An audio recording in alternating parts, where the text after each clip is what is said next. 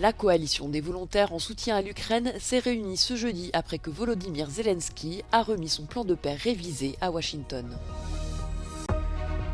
Washington a annoncé prendre de nouvelles sanctions contre des compagnies maritimes opérant au Venezuela et contre des proches du président Nicolás Maduro.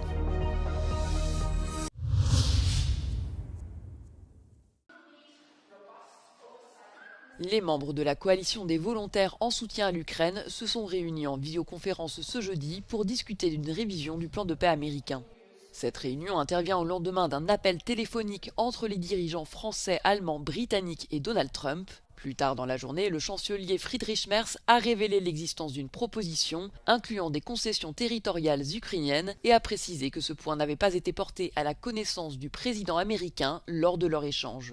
De son côté, Volodymyr Zelensky s'est également entretenu avec des représentants américains et a remis mercredi sa dernière version du plan de paix en Ukraine à Washington.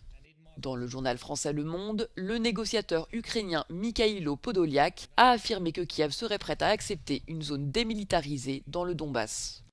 About an hour ago, we had conversation with the United States team about possible security guarantees for Ukraine, and we are working on a framework document. And it must be strong enough to truly work. We believe this document should be approved by the United States Congress. This would mean real, solid, legally binding security guarantees for our country.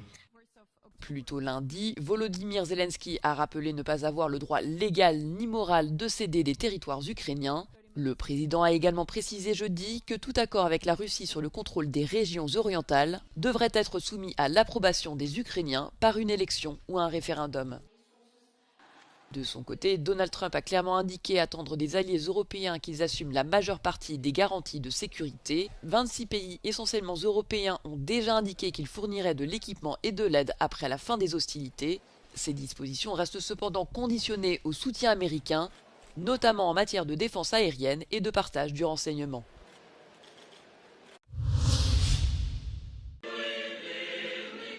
L'Union européenne et l'Ukraine ont élaboré un plan d'action visant à propulser Kiev sur la voie de l'adhésion à l'UE.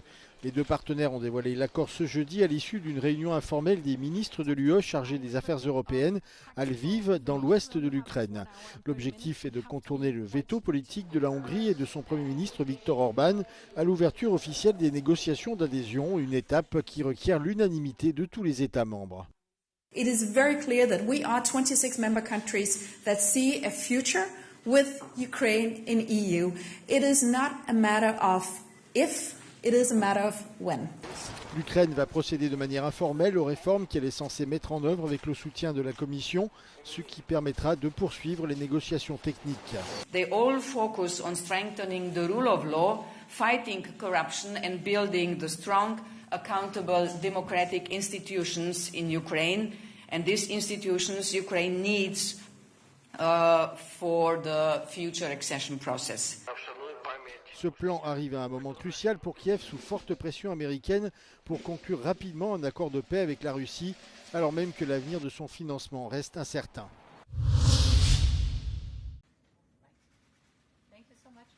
Le président serbe Aleksandar Vučić a surpris ce jeudi la présidente de la Commission européenne Ursula von der Leyen et le président du Conseil de l'Union européenne Antonio Costa en affirmant qu'il avait reçu un message de Moscou.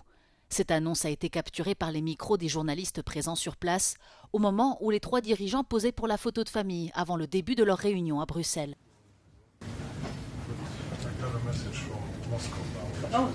Let's wait till we are my friend.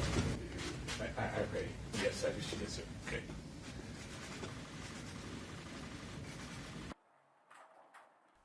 Aucune information supplémentaire n'a été communiquée pour le moment. Le président serbe est l'un des rares dirigeants européens à maintenir le contact avec le Kremlin, alors que l'Union européenne a rompu ses liens diplomatiques avec la Russie dès le début de l'invasion de l'Ukraine en février 2022.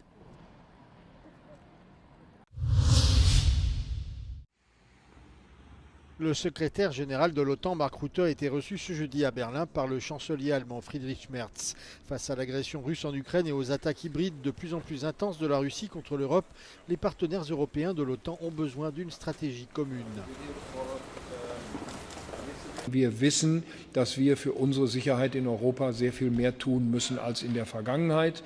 Das ist auf dem NATO-Gipfel in der Heimatstadt des Generalsekretärs der NATO in Den Haag sehr deutlich geworden.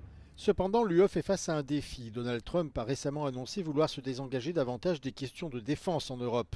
Les États de l'UE doivent donc renforcer encore davantage leur sécurité. Sur le plan politique, l'Europe doit aussi présenter un front plus uni. Dans la première version du plan de paix américain pour l'Ukraine, les intérêts ukrainiens et européens n'ont guère été pris en compte et l'UE n'a initialement pas été impliquée dans les négociations. Ich habe darauf hingewiesen, dass die Europäische Union als Institution in Washington offensichtlich nicht richtig eingeordnet wird. Ich habe versucht, bei meinem Besuch im Juni Präsident Trump auch einmal die Geschichte der Europäischen Union und ihrer Gründung zu erläutern, aber nach wie vor tut sich die amerikanische Regierung offensichtlich sehr schwer damit, diese Europäische Union als Staatenverbund zu verstehen. Mark Rutte, quant à lui, voit une évolution positive dans la stratégie de sécurité de l'Allemagne. You see Europe stepping up, and here again Germany is taking the lead. The fact that Germany has decided to reach that 3.5% in 2029, 6 years before 2035, is huge. Mark Rutte reconnaît que pour la sécurité de l'ensemble de l'Alliance, une forte coopération au sein de l'OTAN est nécessaire.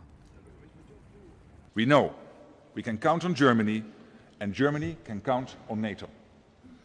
Lieber Herr Bundeskanzler, lieber Friedrich, ich freue mich auf unsere weitere Zusammenarbeit.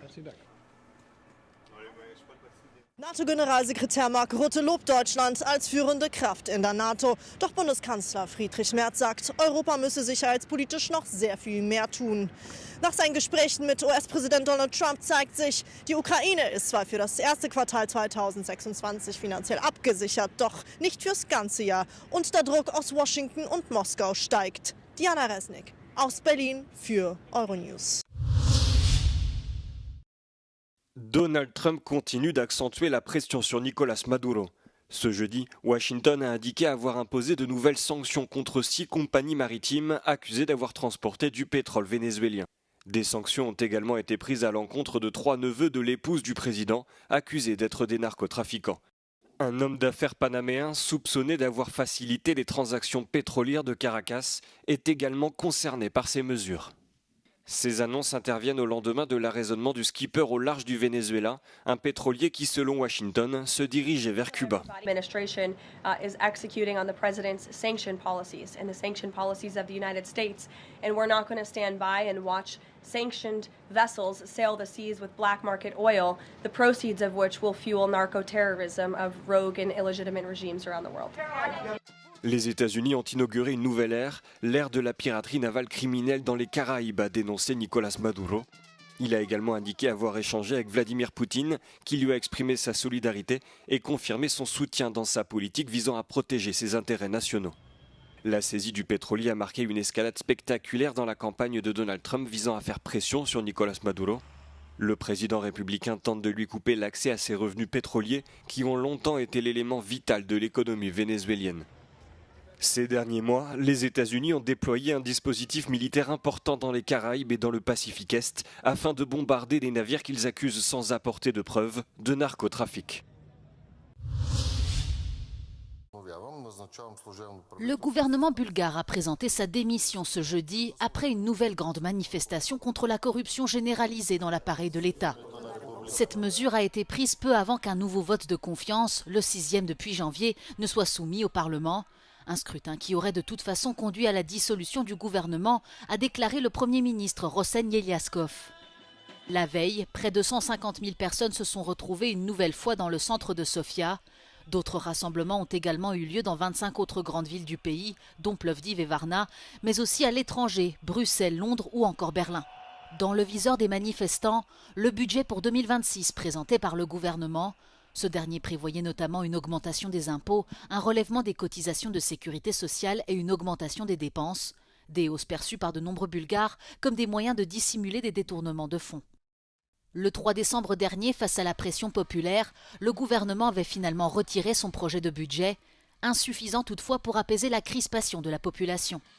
Ce début de crise politique fait surtout irruption à un moment charnière pour la Bulgarie, qui deviendra le 1er janvier 2026 le 21e membre de la zone euro. Selon un sondage national réalisé en juin 2025, 46,8% des citoyens bulgares étaient opposés à l'adhésion du pays à la monnaie unique européenne, craignant le risque d'inflation que celle-ci pourrait provoquer.